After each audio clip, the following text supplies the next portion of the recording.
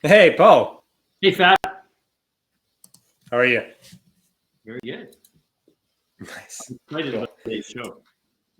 I know, me too. I like this. We've been doing a lot of interviews, but I also like doing these one-on-one shows with you. So, and this one is a topic that's really interesting, something that kind of came about in some of the earlier shows this year, um, which was why should you disqualify a prospect instead of qualifying? And I mean, I know you know what I'm talking about, but just I guess to set the table is in a lot of sales literature, right, and the blog posts and the books and the videos and the trainings, we hear about like qualifying, right? There's a discovery call to qualify, and like there's different methodologies to qualify, like even though they're not always ideal, like BANT and all that stuff, and it's all set up to qualify the prospect. But you repeatedly say disqualify, like each step of the process should be to disqualify, and I wanted to talk more about that because it's not what you hear a lot. Yeah, well, first of all, I'm crazy. Don't believe everything I say. Nah, okay. Oh, that's the end of the show then. See you later. Okay. The reason I say that, Fab, is because most salespeople are really excited about what they sell, and they believe in what they sell, and they believe that they can help everyone, right? That's sort of the basis. Well, you hope that people who sell something believe in what they do, and they believe that they can help people, which is great, and you shouldn't change that. And the reason I put in the disqualifying mindset is because to a lot of salespeople, everyone's qualified, right? They're going out there and they're saying, I can sell to everyone. And it's true. If I sit down myself and you sit down yourself, we can probably convince ourselves that 99% of companies need our services, right. Which is true. But at one point, you as the seller obviously don't make the final decision on onboarding that new solution. But what you do control is who you decide to try to work with. And you were just saying before the podcast started that you're really busy and that you don't have time to do as many discovery calls as you'd like to because it's just crazy. So that you want to create some kind of automation to help you do that, which I know you're working with a company.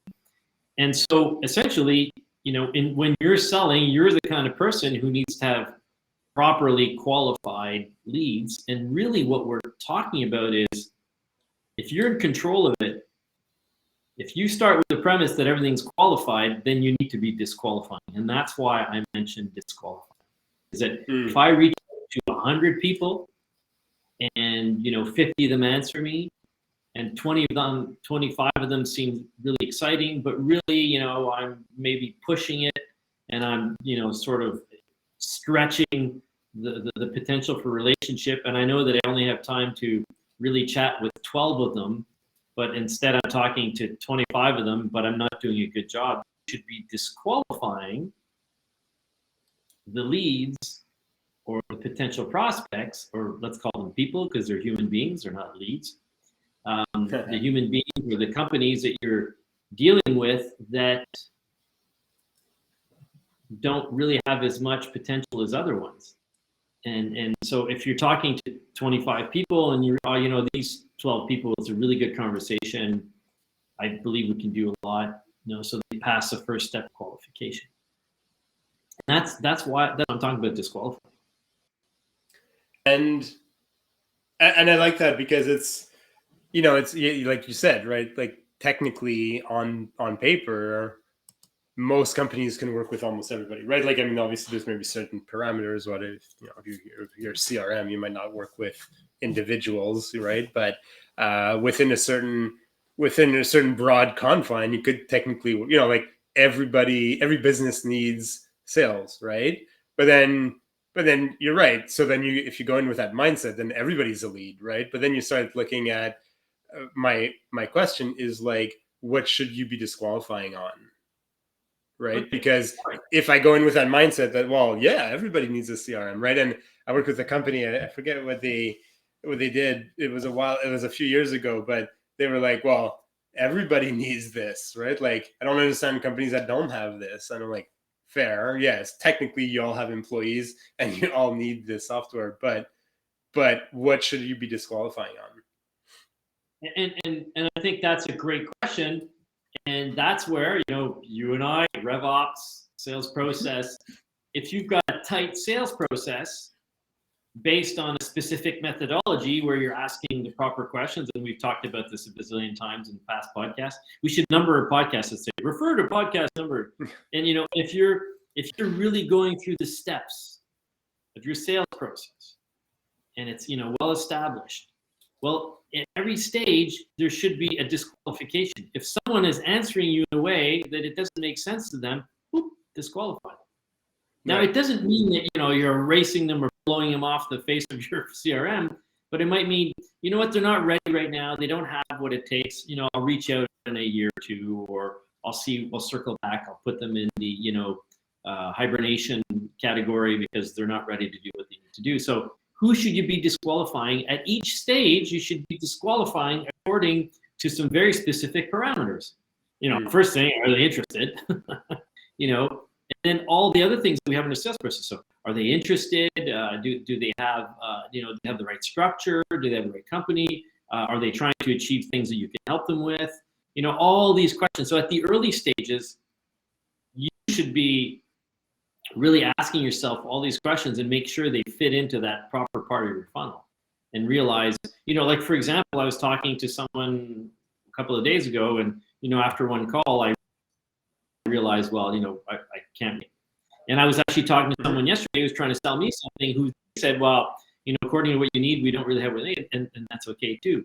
And I'll be honest with you, disqualifying in the early stage of the process is a lot easier, because often people have everything you need, and then as you get deeper into the relationship, realizing, oh boy, this is going to be a mess, or I'm not going to be able to do what they need me to do. Well, you need to have the gumption and the balls to disqualify at that level as well. Right. So who should you be disqualifying? You should be, if you have, let's say, 100 prospects in your list and you only have time to talk to 50 of them, well, you should be disqualifying.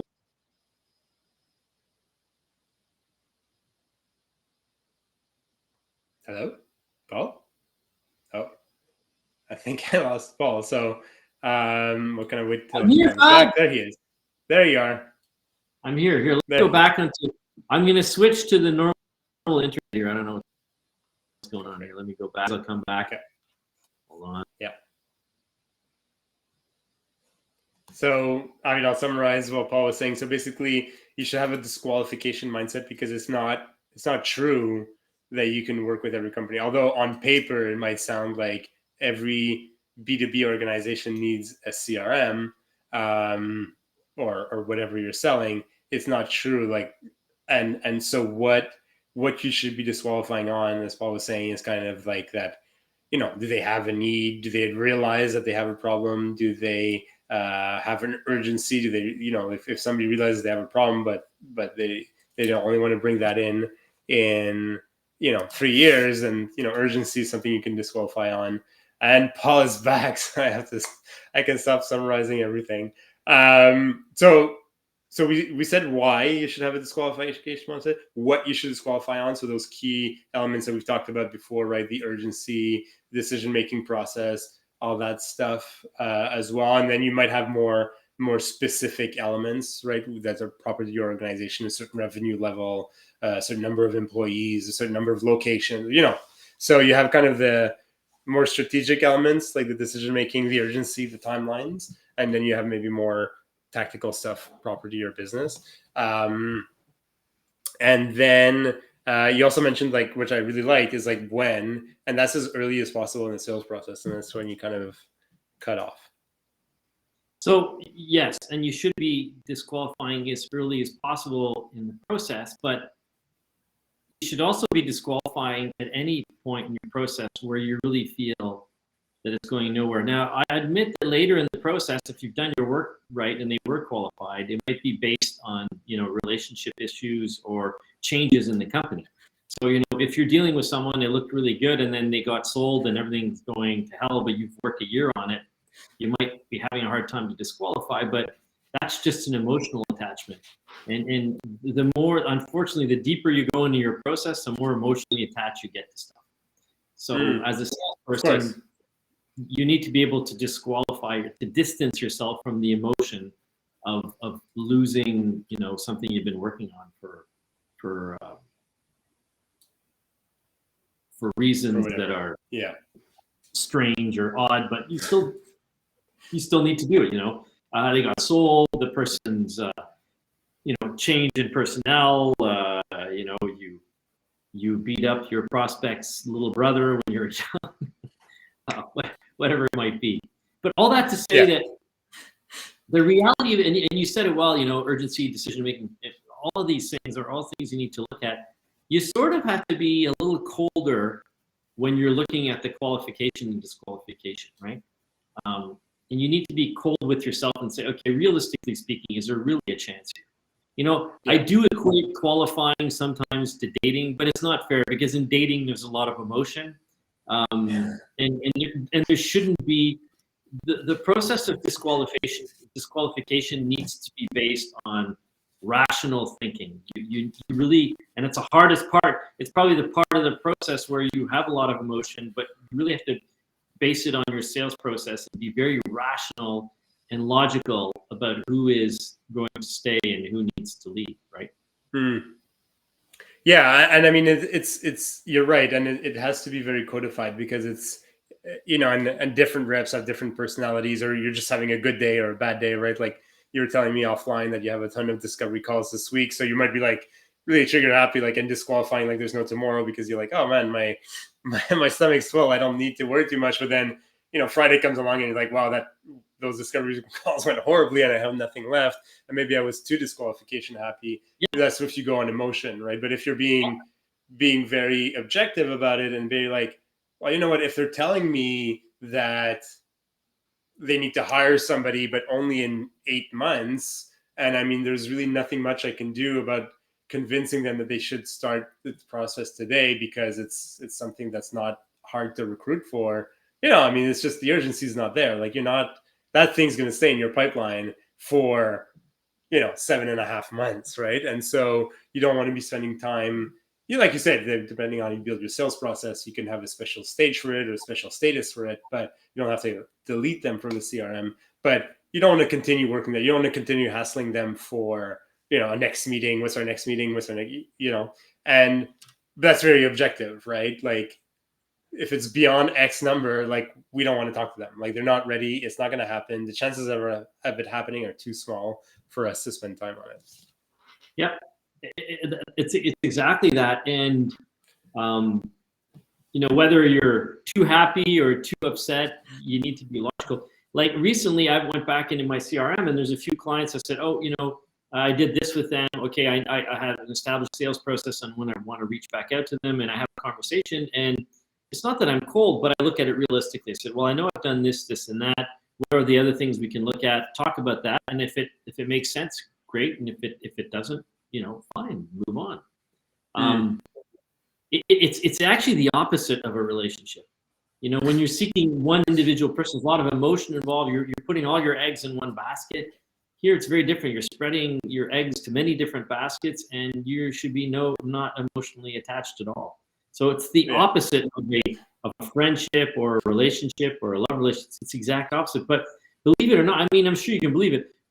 I can't tell you how often I see some very successful salespeople be really attached emotionally to a deal they haven't sold yet, and it's hard. Yeah, I mean, and that's why you need that objectivity, right? Because I mean, I don't know. Let's say it's a brand that you love, right? Let's say you sell, I don't know, some sort of manufacturing service, and I don't know, whatever. You're some tech supplier, and Apple contacts you, and you're like, oh man, I love Apple products. Like, if they could be a client, that would be crazy. That would be amazing. And so all that objectivity goes out the window, which is good. It's good to have enthusiasm, right? Like, that gets felt, and there's some intangibles to selling, and that gets felt. But if at the end of the day, like, it's very clear from your conversations that, you know, they're just tire kicking you and price checking their current supplier, you know, I mean, you have to kind of dust yourself off and move on to the next one.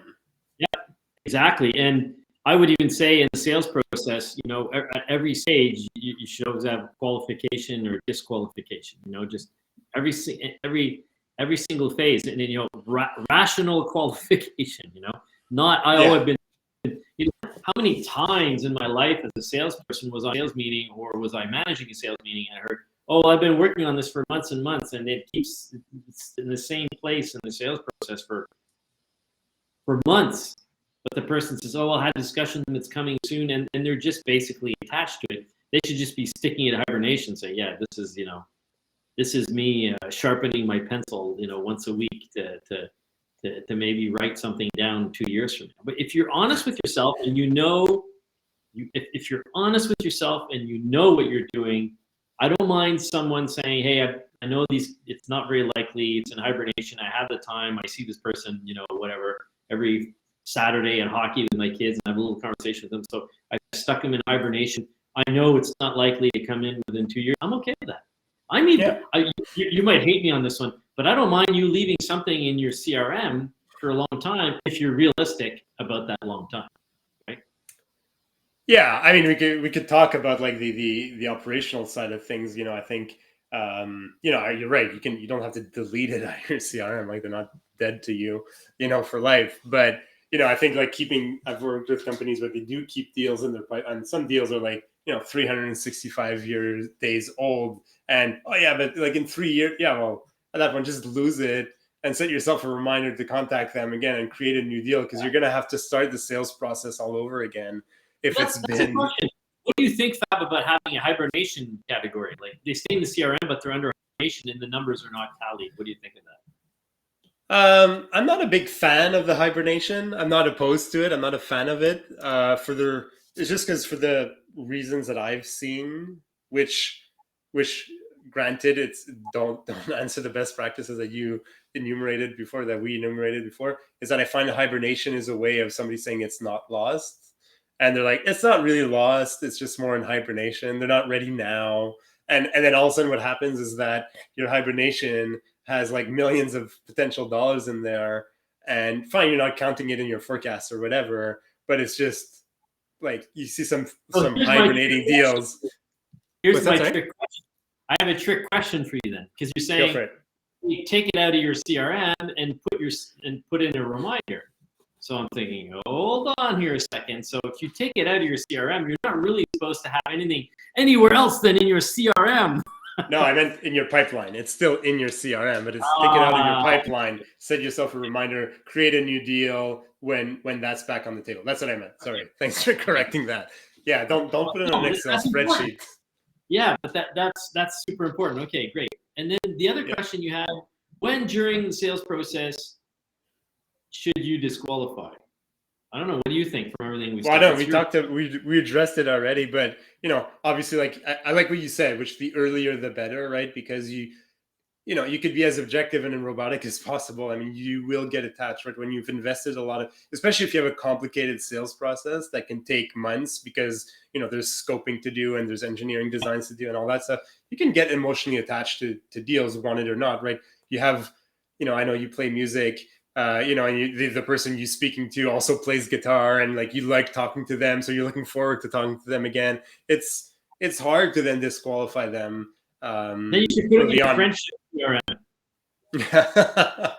And so that's fine, but I think it's not always possible to do it early in the process, right? Because in the process they have urgency, they have timeline is like now. You give a clear decision making process. You can you can impact the business, whatever however you present it differently, but quantifying and all that stuff, they have all that. So, but it's only apparent later on in the process that you can't, right? They have some integration that you can't fulfill, and that only shows up later in your process. So ideally early on to avoid some emotionality, but at any stage really. Yeah.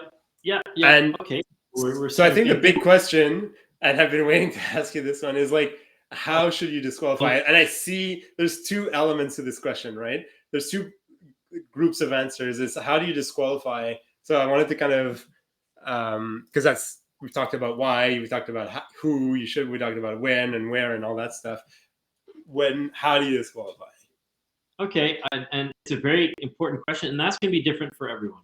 So Yeah. let's say you have a complex sales cycle.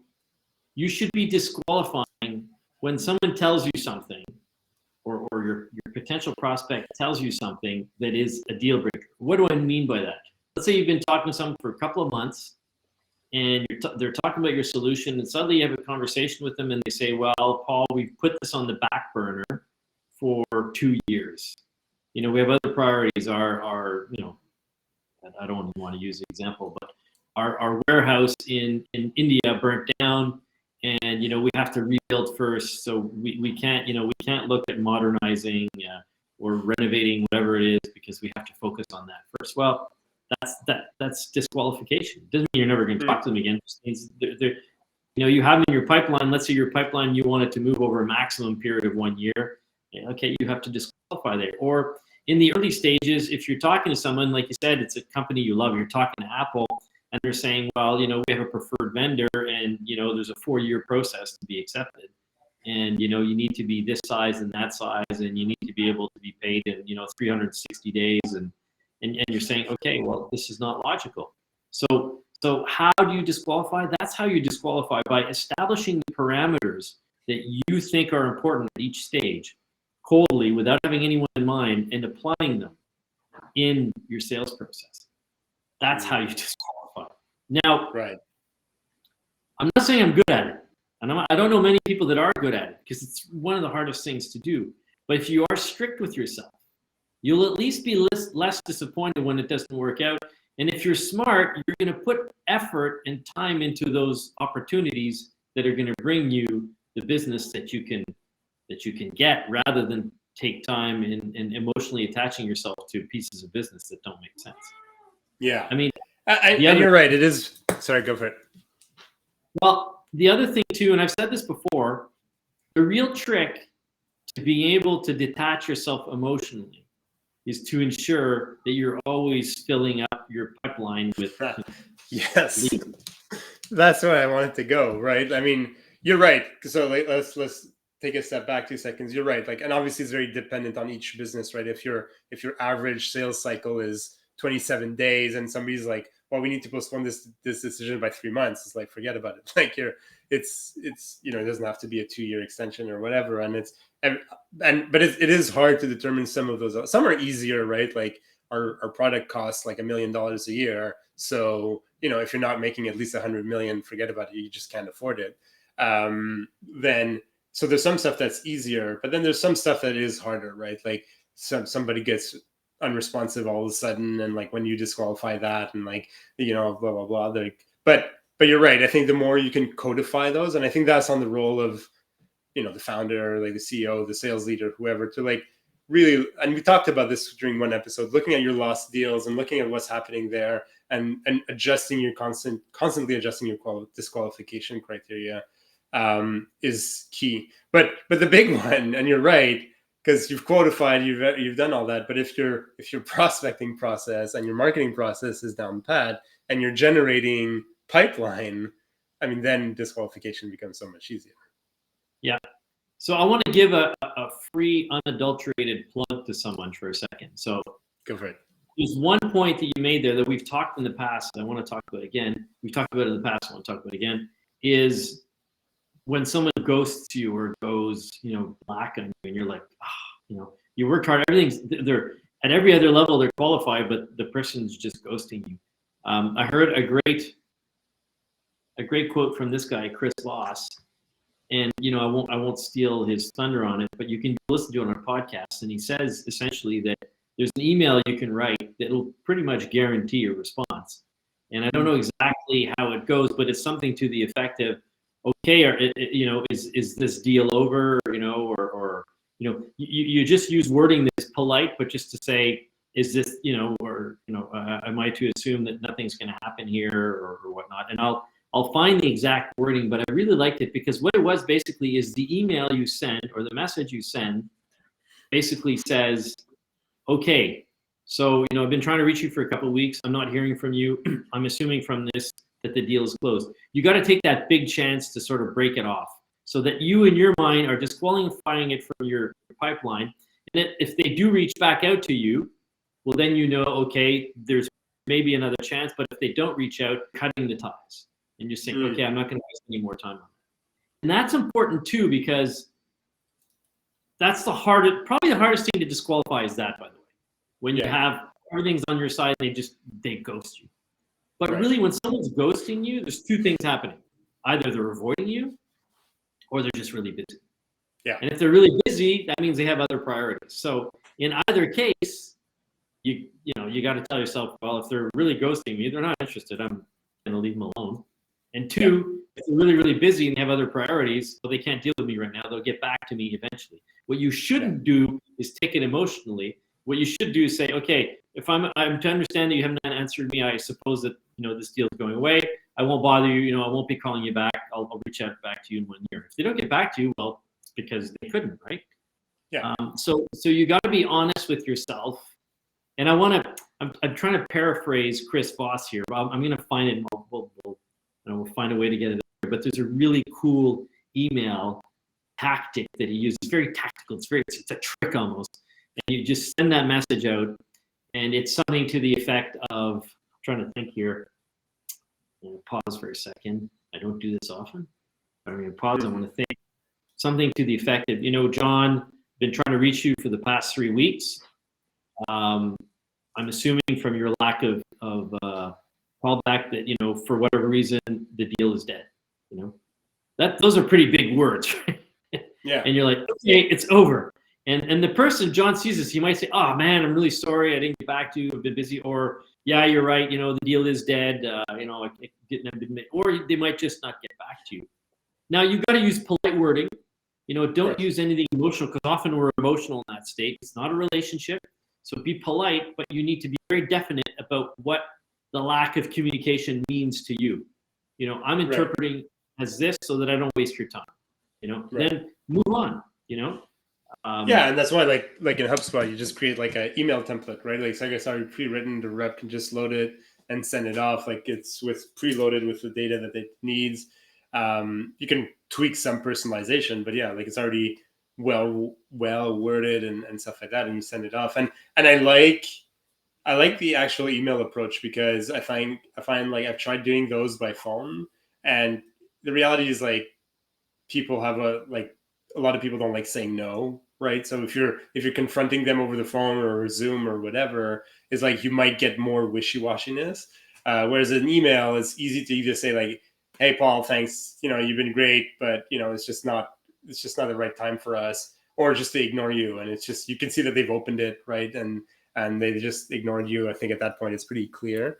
Whereas an email, I feel like a call or a Zoom, you might just get more dangling along. Well, it's like, and that's where your whole disqualification years have to pop back up again. But yeah, absolutely. And you have to. It's hard, right? I'm actually naturally an emotional person, so I find myself having emotions, and that's why I do this stuff, because I need that very structured categorization to help me not let my emotions get in the way. And a lot of salespeople are emotional. Most people have a certain degree of emotionality, and if you're structured and you follow your structure, it's going to help you not let yourself get emotional. Because you say, okay, I'm just following your process. I know these are the numbers. I'm not taking it personally. Because you always somewhat taking it a little bit personally, but if you follow that structure, you say, okay, I'm just doing this and I'm going to let it go. And that's what disqualifying is all about. Now, have I met a lot of reps in my life that disqualify too quickly? No. 99.9% of the people I've met who are in representation in the last 30 years have had a lot harder time at disqualifying than they've had at qualifying. So, it's difficult. You're right. Sorry, I cut you off. Go for it. Well, basically, when I say disqualify, it's because they overqualify. Oh yeah, they have this company, for sure we can help them out. You haven't even asked them any questions. Nothing. So Yeah. so it's a big brand, like we can help them out. Or if you're in a startup phase where you're still actively building the product and there's a quick turnaround, then it's like, it's a big brand. Like if we can, let's add in all these functionalities because that's what they need so that we can sell them. I mean, it's a startup life. So life is a bit more flexible than in maybe regular businesses, but you have to watch out for those, right? Because they can throw off your whole product roadmap for something that might just never happen anyway in the long run. Yeah, exactly. All right, Paul. All right, this Fab. is really interesting. Disqualifying. I since you've talked to me about it, I've been putting on more of my disqualification hat, and it's helped me. It's actually even helped me restructure my whole pricing and stuff like that because it's so helpful. I mean, obviously, I'm an individual, so it's easier for me to like. I'm the one who has to deliver the product, the service. So I'm like, if this is somebody I don't want to work with, sure, it's maybe a bit more emotional, but it's easier for me to identify stuff that wouldn't be a good fit. But hold on, I really mean, fast. That's super important because if you're a solopreneur, yeah, and at one point you had to take pretty much everything that moved, and then you get to a point where you're at a point where you can make decisions. Deciding what your criteria is. Okay, if your criteria is it is emotional and I like to work with these people. If it's a respected criteria, then that's okay. If you say I'm not going to work with anyone who makes my skin crawl because I feel they're dishonest, even though it's a business you could help. Well, these are good criteria to disqualify on. That's really key. I like that. and it is, and I know now we're going off track, but you mentioned the solopreneur, but this is doable. What's that, sorry? Don't we always go off track a little bit? We do, but you talked about the solopreneur and how like if your skin crawl, but there is the business equivalent to it, and this is like something we don't talk a lot about, which is like the company culture and the values and all that stuff. And if you're working with a company that if you're talking to a company who's clear that their corporate values don't mesh with yours, I mean, obviously there's maybe a bit more flexibility in there than a solopreneur would have, but there's going to be a clash of cultures at some point, right? If you're a company that has like, we were talking to Warren from China not long ago, and he's like, we're touring around with the idea of the 4-day work week and blah blah blah, and so and this and that, and some companies have unlimited vacation and everything. And if you're talking to a company who's like, no, like our employees work like 80 hours a week and we're expecting like quick turnaround, there's going to be a clash at some point. They're going to send off an email on a Friday where your company's not working, and they're not going to get an answer until Monday, and then they'll be upset, and then you have to go to putting out fire. So that does exist also on a corporate level, is your values, right? And it's therefore important to codify your values as well. So you can disqualify a prospect if your pipeline is full enough. It's easier that based off of there's just not a good fit. Like there's going to be a clash at some point. They're not going to renew. They're not going to be happy. They're not going to give us a good review. They're not, and that's insanely important. I totally agree. We could talk about this for hours. We can. Should we? No, I'm starving. I need to eat, and I have a meeting in 7 minutes. Okay, all right. So then we'll call this. It's Fab's fault. He didn't eat enough. He's too busy. He's got to disqualify some of the people. Fair enough. All right, you can't disqualify me. All right, Paul. Ciao, Fab. Take care.